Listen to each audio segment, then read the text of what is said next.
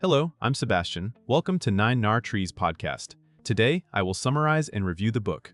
The Great Displacement by Jake Bittle examines how climate change is reshaping where Americans can safely live, work, and build stable communities.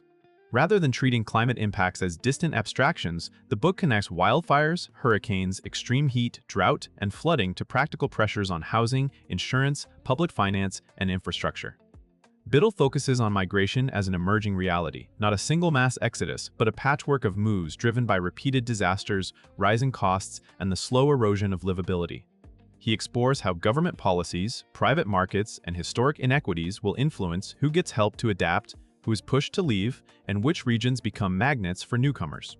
The result is a grounded account of climate risk in everyday life, with attention to the political choices that will determine whether relocation becomes chaotic and unequal or planned and humane. It frames displacement as a major domestic issue hiding in plain sight. I will give you key takeaways from this book. Firstly, climate change turns disasters into long-term relocation pressures. A central idea is that climate migration rarely looks like a single dramatic departure. It builds through repeat events and compounding disruptions that steadily narrow people's options. Wildfires can erase entire neighborhoods and make rebuilding prohibitively expensive. Hurricanes and inland flooding can repeatedly damage homes, undermine local tax bases, and strain municipal services. Extreme heat can raise health risks and energy bills while lowering outdoor work capacity and stressing power grids. Drought can weaken regional economies and raise water conflict, while sea level rise slowly converts routine high tides into chronic flooding. The book emphasizes that these hazards interact with human systems, zoning choices that place homes in risky areas, aging infrastructure, and uneven emergency response. Over time, temporary evacuation becomes permanent relocation when repair costs, lost jobs, and school disruption add up. This topic also highlights that the strongest driver is often not fear of climate change in the abstract but practical hardship, such as escalating insurance premiums, repeated months of smoke, or the inability to secure a mortgage. Migration becomes a rational response to risk and uncertainty, even for families deeply attached to place. Secondly, housing, insurance, and finance decide who can stay and who must go. The book links displacement to the mechanics of money, especially in housing markets. When climate risk rises, insurers reassess exposure, premiums increase, and some areas face limited coverage options. Without insurance, mortgages become harder to obtain, property values can fall, and rebuilding after a disaster becomes less feasible. Meanwhile, government disaster aid and rebuilding programs can unintentionally reinforce risk by subsidizing reconstruction in hazard-prone zones, while renters and lower-income households may receive less durable support. Bittle explores how these financial signals can push households out long before a place becomes physically uninhabitable. A community may still exist on the map, but it becomes unlivable economically. He also draws attention to the ripple effects. Local governments rely on property taxes, so declining values and repeated damage can erode budgets for schools, roads, and emergency services, which further reduces quality of life and accelerates departure. Investors and developers may retreat from high-risk areas, or alternately profit from rebuilding cycles, intensifying inequities. In this framing, climate migration is shaped as much by underwriting, lending, and public subsidies as by storms and fires. Thirdly, unequal vulnerability and the legacy of planning decisions. A major theme is that displacement will not be evenly distributed.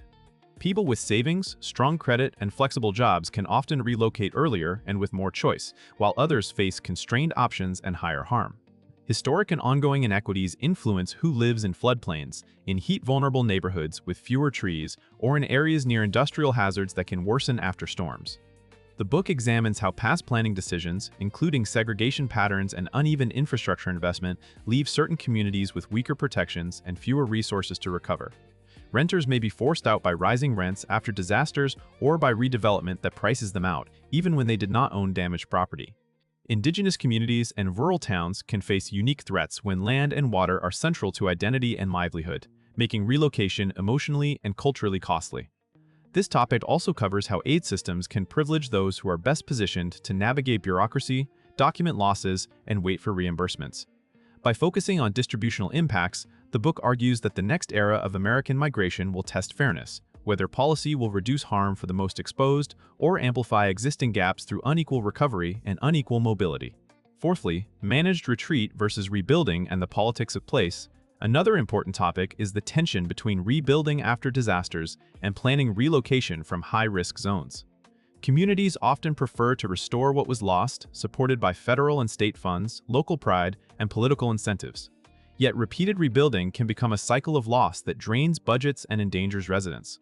The book lays out the concept of managed retreat, meaning deliberate, publicly supported relocation of people and infrastructure from areas that cannot be defended affordably over time. It also examines why managed retreat is hard: property rights conflicts, attachment to home, fear of lost tax revenue, and the stigma of surrender. Governments may avoid the term and pursue quieter buyout programs, but these can be slow, underfunded, and uneven.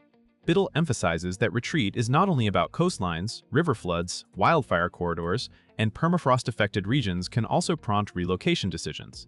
This topic highlights the political bargaining involved in deciding which places get levees, fire mitigation, or resilient rebuilding, and which places are encouraged to move. The book frames these choices as governance challenges where transparency, compensation, and community consent matter as much as engineering. Lastly, receiving regions and the chance to build climate-resilient growth. The book does not treat migration only as loss.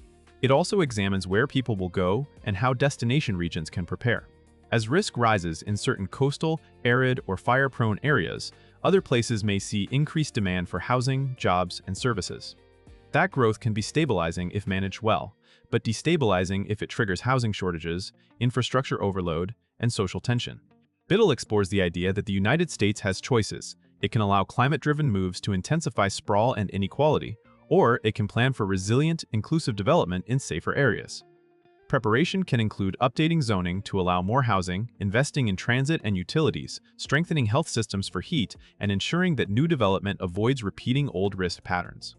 The topic also covers the need for accurate risk information so households and local governments can make informed decisions, as well as the importance of jobs and social networks in successful relocation.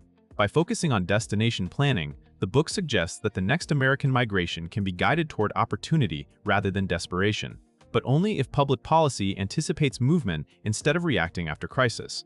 In conclusion, this book is best for readers who want to understand climate change as a near-term domestic issue that affects housing, local economies, public budgets, and family decisions about where to live. It will appeal to homeowners and renters in risk-prone regions, as well as professionals in real estate, insurance, urban planning, emergency management, and public policy. The benefit is practical clarity. It helps readers see how climate hazards translate into everyday constraints such as rising premiums, rebuilding dilemmas, disrupted schooling, and shrinking municipal services. It also encourages more informed choices about risk, preparedness, and civic engagement by showing that displacement is shaped by policy, not only by weather. Compared with many climate books that focus on global emissions or future scenarios, The Great Displacement emphasizes the American systems that already govern recovery, relocation, and development. That grounded focus makes it especially worth buying for anyone who wants to connect climate science to concrete outcomes in neighborhoods and markets. It also stands out by treating migration as a spectrum, from subtle financial pressure to forced retreat, and by highlighting how fair planning can reduce harm while guiding growth in safer regions. If you would like to support Jake Bittle, you can buy the book through the Amazon link I've provided in the podcast description. After reading the book, please let me know what you think and share your thoughts. See you around.